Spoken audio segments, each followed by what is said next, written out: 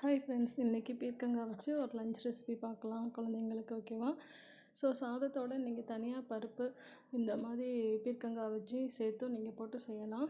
அப்படி இல்லை அப்படின்னா சாதம் குழந்தைங்களுக்குன்னா நல்ல குலைவாக கொடுக்கணும், ரொம்ப 6 மாதம் அந்த மாதிரி குட்டி குழந்தைங்களா இருக்காங்க அப்படின்னா இந்த மாதிரி பண்ணுங்கள் ஃப்ரெண்ட்ஸ். பீர்க்கங்காவை இப்படி தோல் மட்டும் சீவி எடுத்துக்கோங்க. ஓகேவா? இதை வேஸ்ட் பண்ண வேண்டாம். இதை நம்ம சட்னி ரெடி பண்ணிக்கலாம். இப்போது சாதம் குக்கரில் கொஞ்சமாக சாதம் இல்லைன்னா ஊற வச்ச அரிசி நீங்கள் போட்டுக்கோங்க. அது கூட இன்றைக்கி எங்கள் வீட்டில் சாம்பார் வைக்கும்போதே பருப்பு எடுத்து வச்சிட்டாங்க, அதனால் அந்த பருப்பையும் நான் சேர்த்துக்கிறேன். ஏன்னா சாம்பார் காரமாக இருக்கும், அந்த குழந்தைங்க சாப்பிட மாட்டாங்க. அது கூட பீர்க்கங்காய் போட்டுக்கிறேன். பீர்க்கங்காய் நல்லா தோல் சீவிட்டு கட் பண்ணி போட்டுக்கோங்க. 3 பல் பூண்டு போட்டுக்கோங்க. 5 சின்ன வெங்காயம் உரித்து போட்டுக்கோங்க.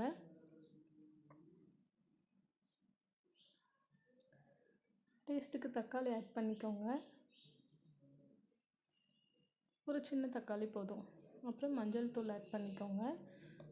சாம்பார் தூள், ஜீரகத்தூள், பெருங்காயத்தூள் ஒரு பிஞ்ச் யூஸ் பண்ணிக்கோங்க. அப்புறமா உப்பு தேவைக்கேற்ற மாதிரி போட்டுக்கோங்க.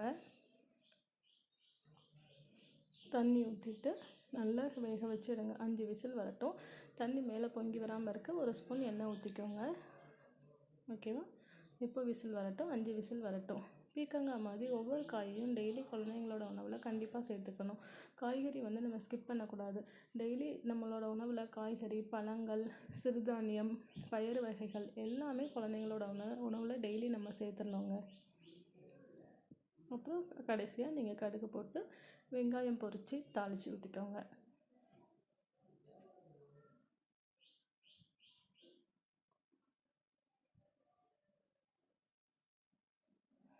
வெங்காயம் தாளித்ததுக்கப்புறம் அந்த ஸ்மெல்லும் டேஸ்ட்டும் குழந்தைங்கள நல்லா சாப்பிட வைக்கும். இப்போ பாருங்கள், நல்ல சாதம் குலைவாக இருக்குது. இன்னும் மசிக்கணும் அப்படின்னு அவசியம் இல்லை, தேவைப்பட்டால் மசிச்சுக்கோங்க.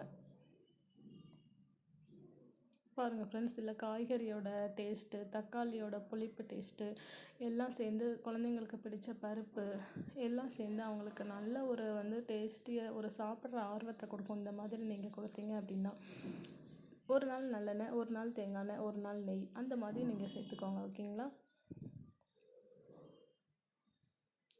பாருங்கள், சாப்பிட்றதுக்கு லஞ்ச் ரெடி. நல்லா ஆற வச்சுட்டு வெது வெதுப்பான சூட்டில் நீங்கள் குழந்தைங்களுக்கு ஊட்டுங்க. ரொம்ப குளிர்ந்து அதுக்கப்புறமும் நீங்கள் ஊட்டாதீங்க, ரொம்ப சூடாகவும் சாப்பிட மாட்டாங்க. கொஞ்சம் வெது வெதுப்பாகவே கொடுத்து பழகுங்க, குழந்தைங்களுக்கு ரொம்ப நல்லது. இது கூட டெய்லி நீங்கள் ஒரு முட்டையை வச்சு நீங்கள் கொடுத்துட்டிங்கன்னா ஃபுல்ஃபில்டாக ஆயிரும் ஃப்ரெண்ட்ஸ். தேங்க்யூ.